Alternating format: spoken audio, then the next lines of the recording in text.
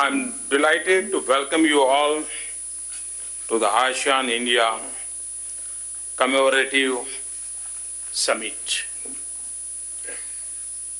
Though we are celebrating 25 years of our partnership, our shared voyage goes back thousands of years. It is a privilege for India to host all the ASEAN leaders for the second time in 5 years. Tomorrow, you will be our honored guest at our Republic Day celebrations.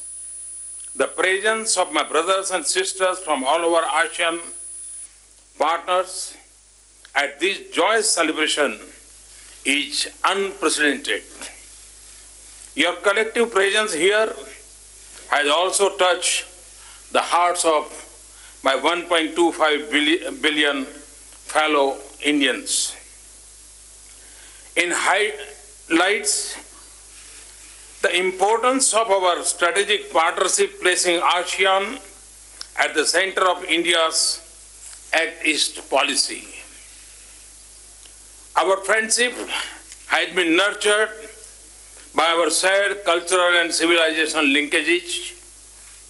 The Ramayana, the ancient India epic, continues to be a valuable shared legacy in ASEAN and the Indian subcontinent.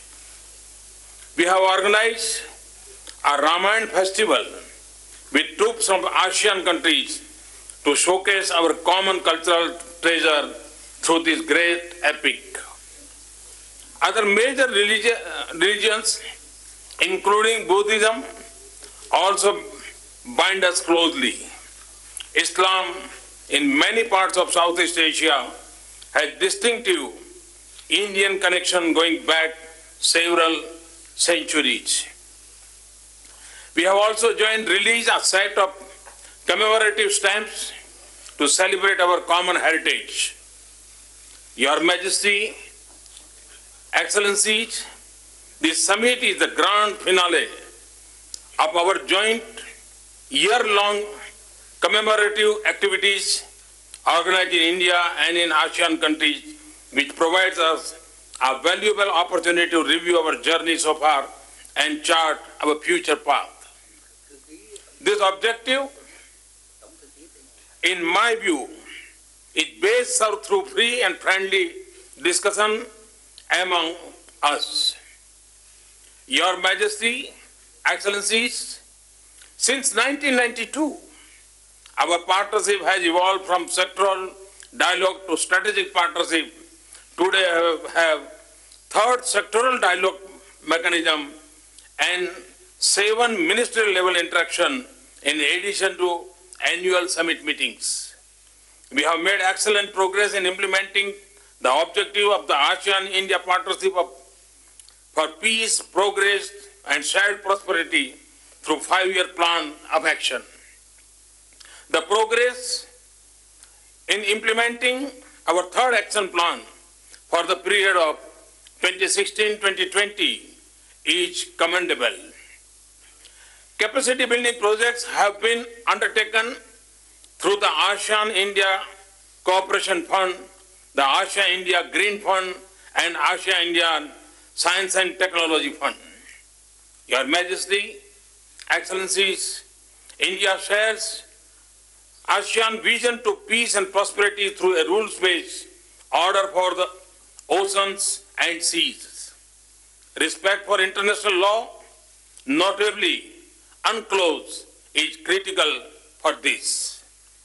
We remain committed to work with ASEAN to enhance practical cooperation and collaboration in our shared maritime domain. During the retreat session, we had an opportunity to discuss ASEAN-India cooperation in maritime domain as one of the key focus areas of growth and development of the Indo-Pacific region. Indeed, maritime cooperation has been an integral part of our discourse throughout our commemorative activities, with the theme resonating in the ASEAN-India Connectivity Summit in the workshop of blue economy as well as in regular dialogue mechanisms. Humanitarian and disaster relief efforts, security cooperation, and freedom of navigation will be key focus area for our maritime cooperation. The Connectivity Summit was also an affirmation of the linkage that India shares with ASEAN through land, air, maritime, cultural, civilization, and people-to-people relations that date back centuries. Your Majesty, Excellencies, information and communication technology will forge new bonds of digital connectivity among us. This could include new areas of cooperation in a regional high-capacity fiber optic network and a national rural broadband network to digitally connect remote areas. India offers to undertake a pilot project on rural connectivity which would create digital village in Cambodia, Laos, Myanmar, and Vietnam. Success of this project could be replicated in other ASEAN countries. We also offer a training program on telecom and networking technologies to share best practices in policy, regulation, and technological development for information and communication technology professionals from ASEAN countries. In order to deepen our understanding and cooperation in financial matters, I propose a dialogue on digital financial inclusion and investment promotion and infrastructure. Combating terror financing jointly is yet another important area where we could work collectively. Your Majesty, Excellencies, our $70 billion trade has grown 25 times over 25 years. Investment from ASEAN and India are robust and growing. We will continue to work with ASEAN to further enhance our trade ties and facilitate interaction among our business community. The success of recent events like the Business and Investment Meet and Expo, the ASEAN-India Business Council meeting, in Business Conference, the Startup Festival, and Hackathon, and at ICT Expo have shown encouraging results. We hope that our Project Development Fund and Quick Impact Project will help our companies integrate into regional value chain, particularly in textile and garment, pharmaceuticals, agro-processing, and electronics. Your Majesty, Excellencies, people-to-people connectivity has been the foundation of our close ties for hundreds of years. The Indian diaspora has settled far and wide in Southeast Asia. They are warmly accepted in the local community. Earlier this month, the ASEAN-India Pravasi Bharatiya Divas in Singapore recognized their contribution in forging closer ties between us. Held at the same time in New Delhi, at the first conference of members of parliament and mayors with Indian heritage, there was a large representation from ASEAN countries. To build on our historical bonds, I propose that we declare 2019 as the ASEAN-India Year of Tourism. We could set up tangible and intangible cultural heritage circuits for further promotion, to promote tourism. The Buddhist tourism circuit could be an important part of this to attract tourists and pilgrims from our region. Your Majesty, Excellencies, India had participated in restoration works to historical structure which attest our enduring civilization bonds.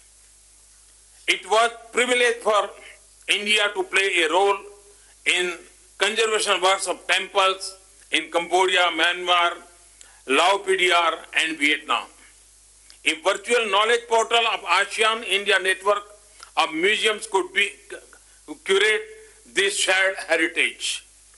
An important focus, our commemorative events celebrate the power of our youth, our future. The Youth Summit, the Artist Residency, the Musical Festival, and the Startup Festival for Digital Commerce among our youth were intent for this. We have given a boost to their spirit by giving Youth Award on 24th January. To further empower our youth in our region, I have the pleasure to announce 1,000 fellowship to students and researchers from ASEAN countries for studying integrated PhD programs in Indian Institute of Technology, India's premier institution of imparting knowledge. We would also like to offer dedicated training courses at the Indian Academy of Highway Engineers for ASEAN highway professionals. I also propose that we set up a network of universities to encourage greater inter-university exchanges. Your Majesty, Excellency, in conclusion, let me again join my people in expressing our profound appreciation to each one of you for kindly accepting my invitation and for joining us at this commemorative summit. I now invite Prime Minister of the Republic of Singapore, His Excellency Lee Hsien Loong, to please deliver the opening remarks in Singapore's capacity as the ASEAN Chair for 2018 and the co-chair for this plenary session. Thank you, Prime Minister Modi.